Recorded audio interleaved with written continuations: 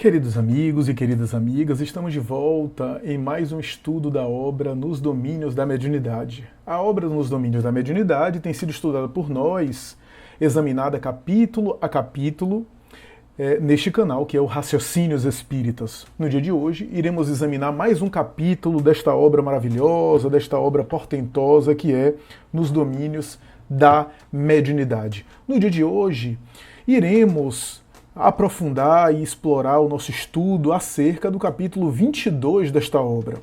Capítulo que o autor espiritual intitula com o nome de Emersão do Passado. Emersão do Passado é o nome desse capítulo, um capítulo muito interessante, muito rico, que elastece, inclusive, a compreensão que a gente tem a respeito da prática mediúnica, do exercício da mediunidade nas reuniões mediúnicas, o que é realmente animismo, do que não é animismo, né? O que é que no fenômeno anímico tem algo de mediúnico, e também o que é de fato fraude, mistificação, e o que é, de alguma forma, tratamento mediúnico, só que uma ordem de fenômeno mediúnico de uma outra natureza, de uma forma não tão convencional, que é o que iremos examinar. André Luiz chama atenção para o grupo mediúnico liderado por Raul Silva, né, que é o dirigente, é o doutrinador dessa sessão, que tem trabalhado ao longo desta obra, né, e ele tem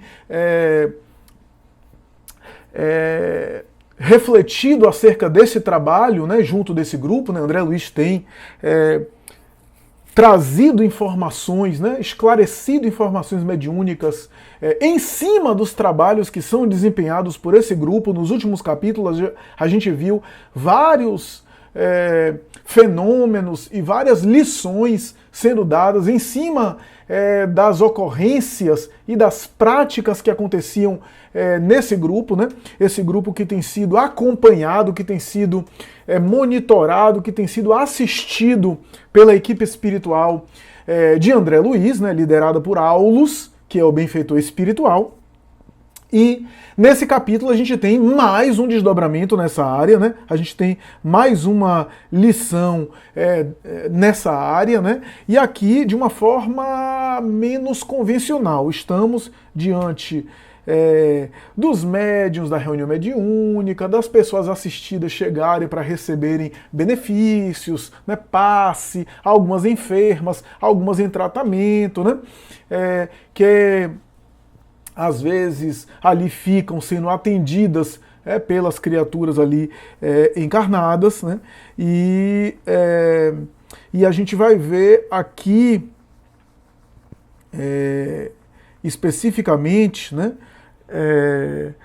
um processo mediúnico que acontece não com um membro da sessão mediúnica, portanto com um médium experiente. A gente vai ver aqui um processo ocorrer, né, um fenômeno ocorrer, uma situação ocorrer com uma pessoa assistida da casa, uma pessoa que estava recebendo tratamento na casa, mas que viveu um processo mediúnico que foi examinado, que foi esmiuçado e que foi tratado por Aulus, por André Luiz e pelos benfeitores espirituais deste livro, né, que o livro descreve, né? A princípio, a gente vê especificamente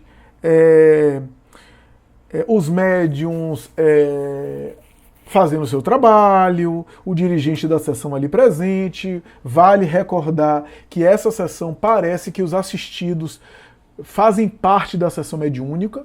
Era uma coisa que ocorria muito no passado, hoje não se ocorre tanto assim. Recomenda-se, baseado na própria obra da codificação, que as pessoas que frequentam a sessão mediúnica sejam só as pessoas experientes, saudáveis, que estão ali, e os assistidos, os enfermos, que fiquem em outro local, sendo também atendidos pelos encarnados, mas não participando de sessão mediúnica.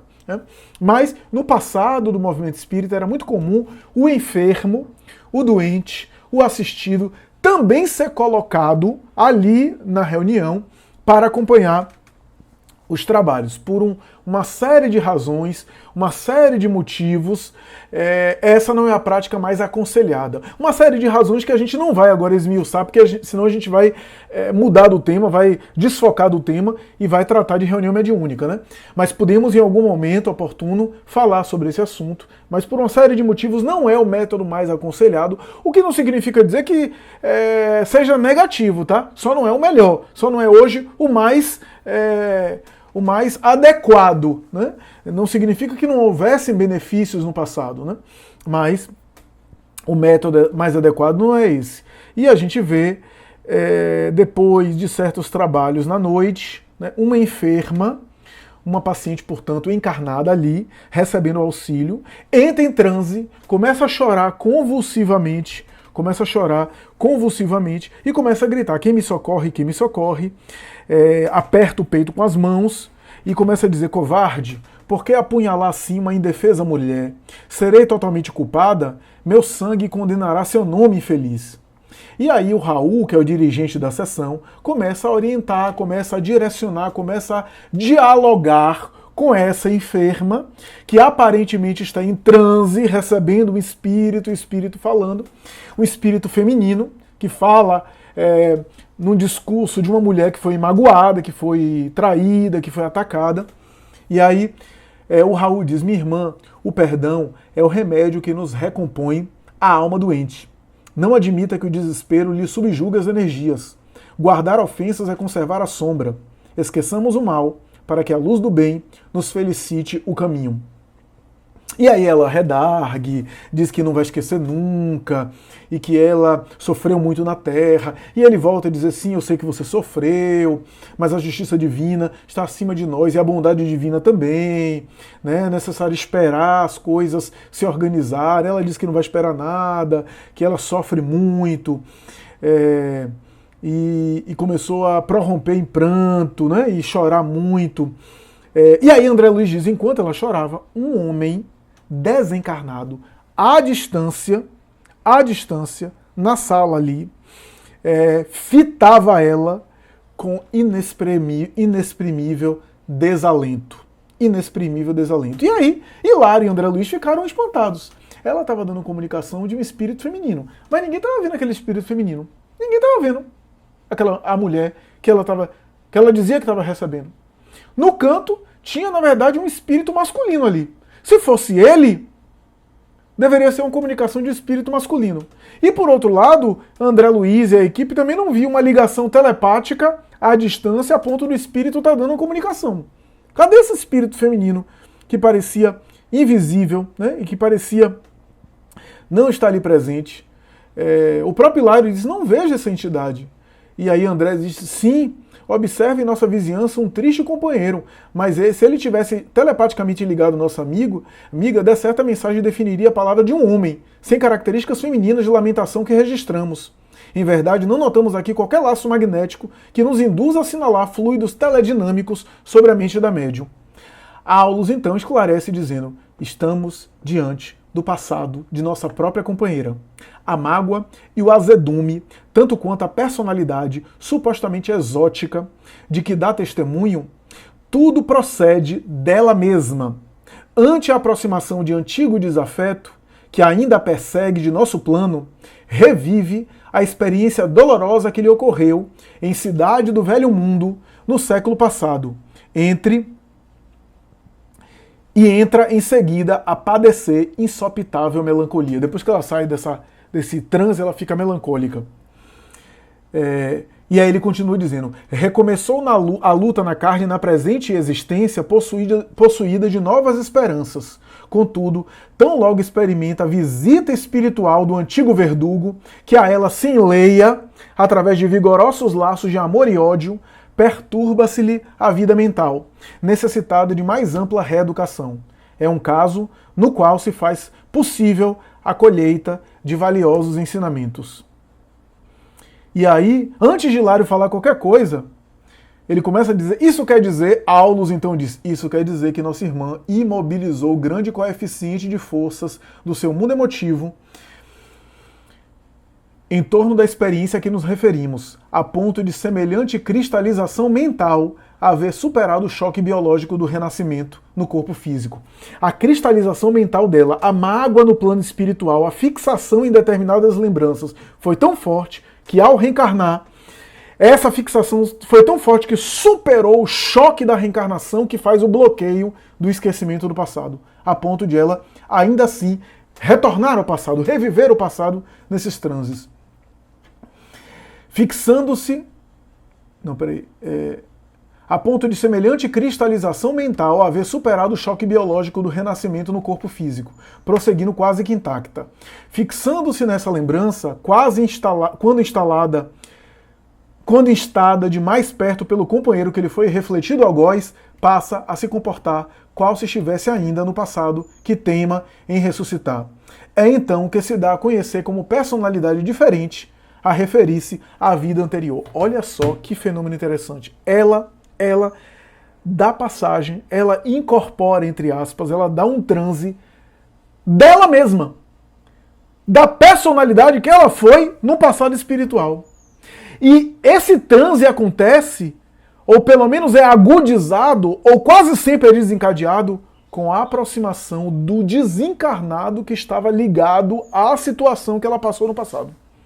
Ela não recorda tudo da vida passada, mas ela retoma a personalidade que ela foi no passado da mágoa, né? Ela não retoma toda a personalidade da encarnação anterior, mas ela recupera aquela personagem do passado que esteve fixada naquela mágoa. E isso é quase sempre desencadeado por quem? Pelo espírito ligado a ela, que foi o verdugo dela, que magoou ela, que está desencarnado. Quando se aproxima dela, ela volta ao passado, fazendo pensar ao doutrinador, ao dialogador, ao encarnado que se trata de uma ocorrência do passado, ou melhor, de uma ocorrência mediúnica de um desencarnado, mas não, ela estava sendo médium dela própria, médium dela mesma. Então, isso é super interessante, né? Ela estava, na verdade, sendo intermediária dela própria, de uma personalidade que ela foi em existência passada. Isso é super interessante. E aí Aulus disse, sem dúvida, em tais momentos é alguém que volta do passado a comunicar-se com o presente, porque ao influxo das recordações penosas de que se vê assaltada, centraliza todos os seus recursos mnemônicos tão somente no ponto nevrálgico em que viciou o pensamento. Para o psiquiatra comum, é apenas uma candidata à insulinoterapia ou ao eletrochoque. A insulinoterapia e o eletrochoque eram técnicas antigas da psiquiatria para tratar psicose e esquizofrenia, tá? Entretanto, para nós, é uma enferma espiritual, uma consciência torturada, exigindo amparo moral e cultural para a renovação íntima, única base sólida que lhe assegurará o reajustamento definitivo. Olha só, então, é alguém que está com uma mediunidade torturada, né, com um psiquismo torturado, um processo psíquico ali, né, de sofrimento. E aí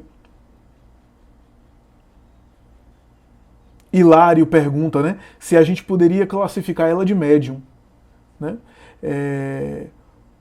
Porque o fenômeno era anímico, era animismo, né? O próprio André diz, olha, é animismo, ela está esterilizando ela mesma. Aulus diz, então se ela está esterilizando ela mesma, não se trata de uma mistificação inconsciente, termo que era muito usado no passado, tá? Mistificação inconsciente. Olha, mistificação é fraude. Mistificação é quando o médium frauda, diz estar recebendo um espírito e não está.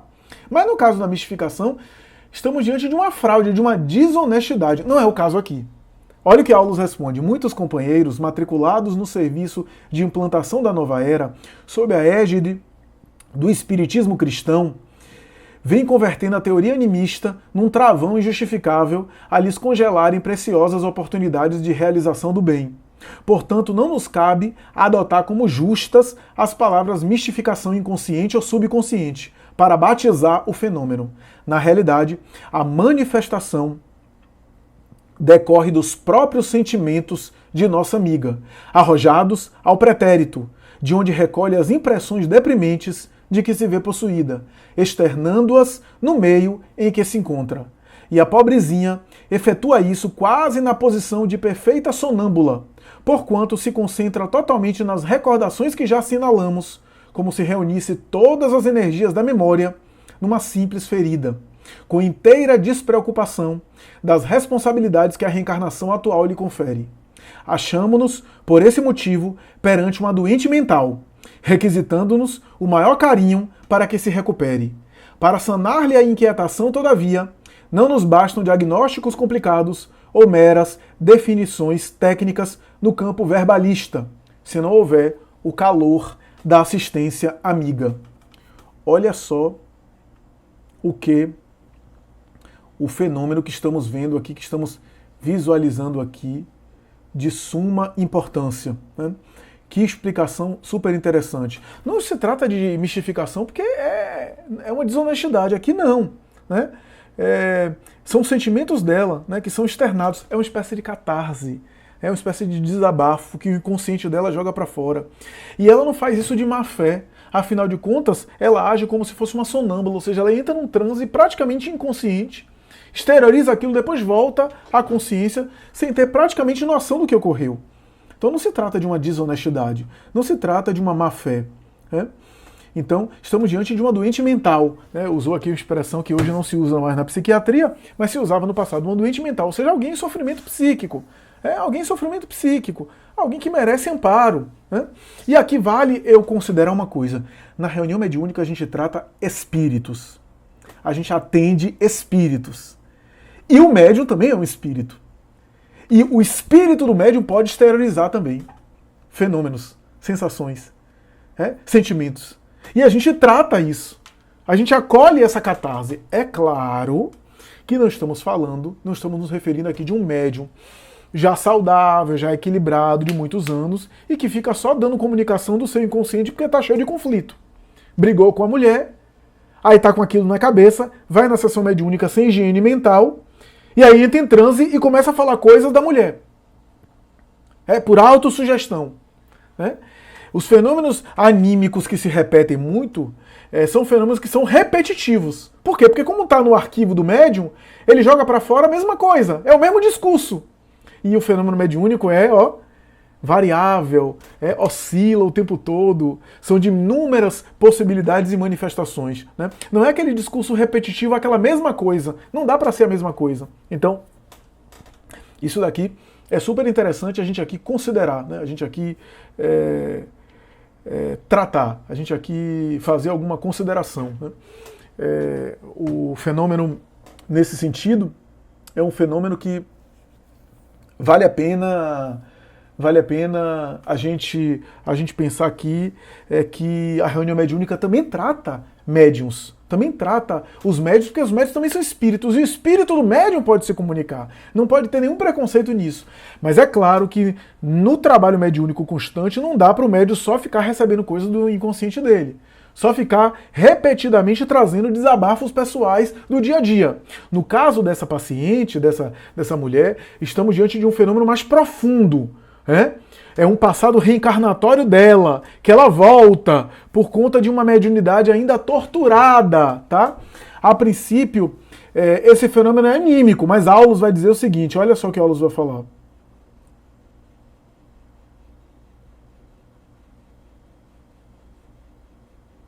A ideia de mistificação talvez nos impelisse a desrespeitosa atitude diante do seu padecimento moral. É necessário armar o coração de amor a fim de que possamos auxiliar e compreender. E aí Hilário pergunta, podemos considerá-la médium? Olha o que Aulus responde, como não? Um vaso defeituoso pode ser consertado e restituído ao serviço. Naturalmente agora a paciência e a caridade necessitam agir para salvá-la. Nossa irmã deve ser ouvida na posição em que se revela, como sendo em tudo a desventurada mulher de outro tempo, e recebida por nós nesta base, para que use o remédio moral que lhe estendemos, desligando-se enfim do passado. O assunto não comporta desmentido, porque indiscutivelmente essa mulher existe ainda nela mesma. A personalidade antiga não foi tão eclipsada pela matéria densa como seria de desejar. Ela renasceu pela carne, sem renovar-se em espírito. Então isso é super interessante. A gente aqui dizer que a mediúnica, o trabalho mediúnico pode auxiliar essa mulher. pode auxiliar, né? Que é necessário não ter uma atitude de julgamento, desrespeitosa, mas acolhê-la, né? Tratá-la e aos poucos que ela vai liberando-se desse passado para aí, no futuro, dar comunicações verdadeiramente mediúnicas. Não que essa não seja comunicação verdadeiramente, mas mediúnicas no sentido de ser médio de um desencarnado, né?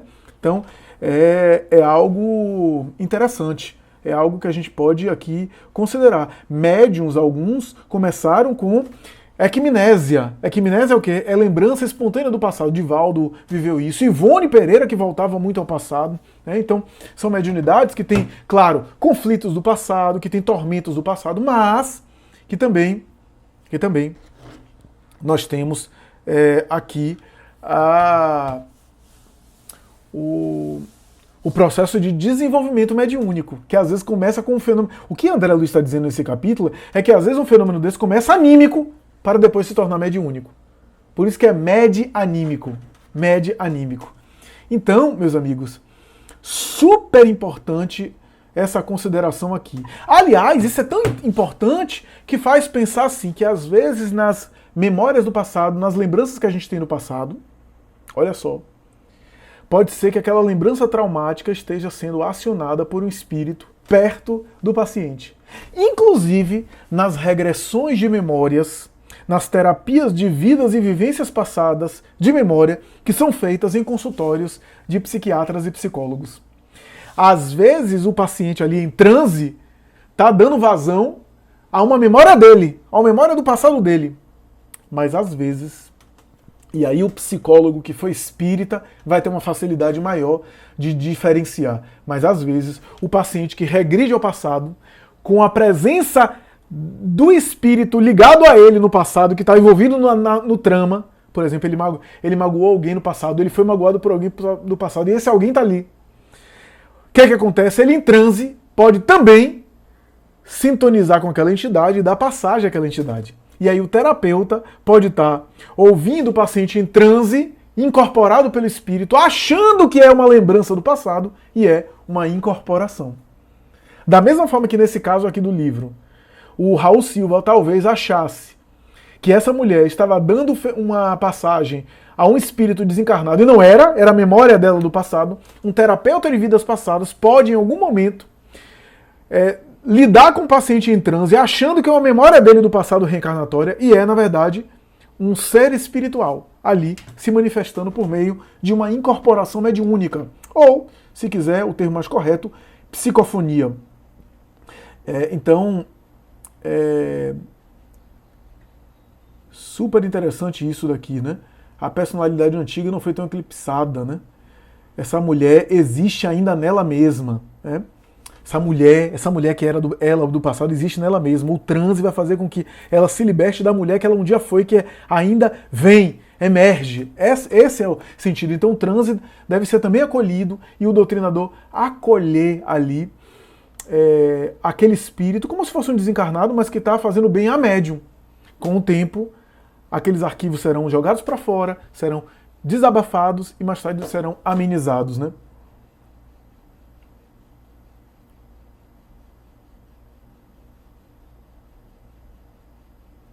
E por fim,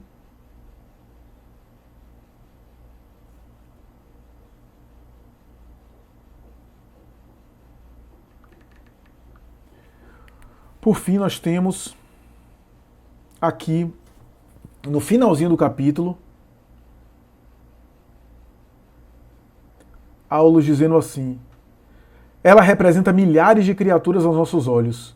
Quantos mendigos arrastam na terra o esburacado manto da fidalguia efêmera que envergaram outrora. Quantos mendigos que aquela pompa reencarnou na pobreza, na miséria, mudou de veste, mas não mudou de atitude, de postura. Continua com aquela postura arrogante. Porque às vezes o miserável, nem todos, mas alguns miseráveis de hoje podem ter sido maus ricos de ontem, né?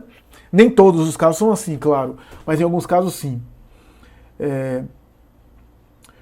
Quantos escravos da terra, ou melhor, da necessidade e da dor, trazem consigo a vaidade e o orgulho dos poderosos senhores que já foram em outras épocas.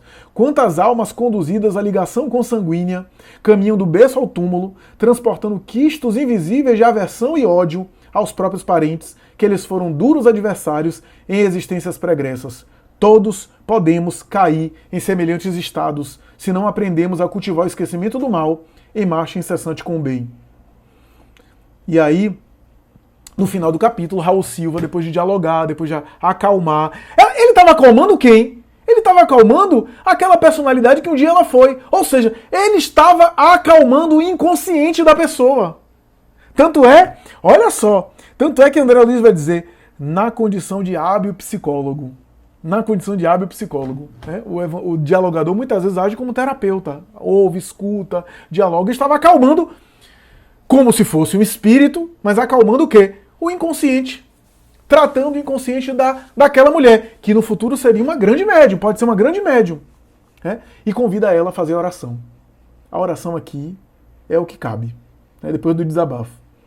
E ele faz a oração dominical, Pai Nosso, ela acompanha ele e começa a se pacificar. Depois ela volta à consciência, retoma a consciência bem, serena, né? E pediu para ela continuar com a evangelização, com o estudo da doutrina espírita, etc. E retomou mais harmonizada consigo, mais conectada consigo, e assim por diante. Né? E aí o Aulo disse, outra não pode ser a intervenção a seu benefício. É essa. Pela enfermagem espiritual, ela vai se melhorando, retomando império sobre si mesma e capacitando-se para o desempenho de valiosas tarefas mediúnicas mais tarde. Então, o capítulo acaba assim, nessa abordagem. É um capítulo pequeno, um capítulo sucinto, um capítulo resumido, mas que fala muito bem desse processo que acontece muito e que pode ser muito valioso. Às vezes um médium, em reunião mediúnica, em transe, pode dar vazão a um arquivo, a um conteúdo do seu passado, e não tem problema nenhum, desde que não seja uma coisa repetitiva e que todo momento, né, que o mesmo discurso, aí não, aí é conflito da vida atual. Mas quando é uma personalidade de um passado reencarnatório, é uma espécie de limpeza psíquica que está correndo, tá? A personalidade que eu fui ontem, num desabafo, joga pra fora e vai limpando a ponto de eu me desligar, André Luiz usa esse termo, desligar do passado, das impressões mais fortes daquele passado que eu tive. Essa é a ideia, esse é o foco, e essas pessoas podem ser ajudadas para mais tarde, depois de limpos inconscientemente, né, no seu psiquismo, poderem dar vazão, da mesma forma que incorporaram e deram vazão ao passado reencarnatório, dão vazão a outras mentes, a outras personalidades que são os espíritos desencarnados. É isso, meus amigos. Espero que vocês tenham gostado. Esse capítulo rico de Nos Domínios da Mediunidade, capítulo que fala de uma emersão do passado. A gente tem um fenômeno curioso na obra da codificação, o capítulo Uranografia Geral de A Gênese, capítulo momentoso da obra da codificação kardeciana, que foi escrito por Galileu Galilei. Na verdade, foi psicografado pelo médium Camille Flammarion, e hoje nós sabemos que Galileu Galilei foi uma das encarnações do próprio Flammarion. Ou seja, Flammarion, em transe, operou e produziu um fenômeno anímico mediúnico. A personalidade que ele foi no passado de Galileu Galilei veio à tona com o mesmo estilo de Galileu Galilei, se utilizando do conhecimento de astronomia que ele tinha, porque ele era um grande astrônomo atual, para dar uma mensagem extraordinária sobre o cosmos, sobre o universo, sobre os planetas e cometas, os astros siderais, entre outras coisas, que essa mensagem dificílima, inclusive, de A Gênese, de Allan Kardec, é colocada ali, né, e que compõe a obra da codificação. Um fenômeno anímico mediúnico em que o médium, em transe, dá passagem a um fenômeno ali de que a sua personalidade anterior vem à tona, só que nesse caso de maneira positiva, para escrever sobre o universo, se utilizando inclusive dos conhecimentos que o indivíduo nessa encarnação tem para exprimir informações a respeito do mundo espiritual. Muito interessante, muito bom. É por essa razão que o fenômeno é sempre medianímico, é anímico e mediúnico. É mediúnico e anímico. Mesmo numa mediunidade de psicografia, a gente hoje sabe que o espírito utiliza muito conteúdo anímico do médium. Por exemplo, os romances mediúnicos de Ivone Pereira, os romances mediúnicos de Chico Xavier, tem aquela riqueza de detalhes, aquela riqueza e aquela densidade, aquela profundidade de detalhe histórico, de movimentação emocional. Emmanuel, Charles não conseguiu descrever essas coisas do nada. Eles encontraram isso nos médiums. Hoje a gente sabe que aqueles romances todos só puderam ser escritos porque os médiums estavam reencarnados naquelas épocas. E os espíritos, os benfeitores, utilizam os arquivos inconscientes dos médiums, as lembranças que eles têm também desse passado, para poderem escrever aquelas histórias. Fenômeno mediúnico, mas que tem também algum conteúdo anímico. O animismo também está dentro do mediunismo. Essa é a lição que fica nesse capítulo 22 da obra Nos Domínios da Mediunidade. Espero que vocês tenham gostado e até a próxima, se Deus quiser. Muita paz.